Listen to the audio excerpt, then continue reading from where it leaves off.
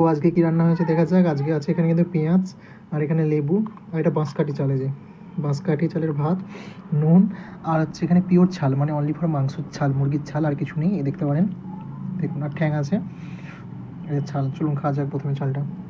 ওহো, পুরো ছাল দেখুন, পুরো ছাল। খাওয়া।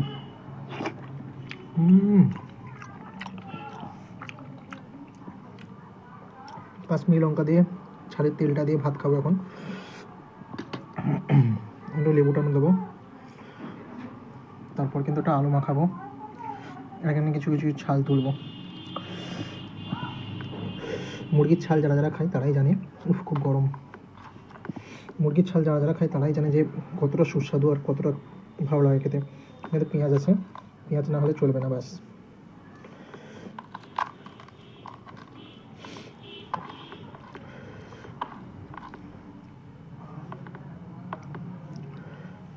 ছালটা নিয়ে যাক, এই যে ছাল আছে এখানে, চলুন খাওয়া যাক।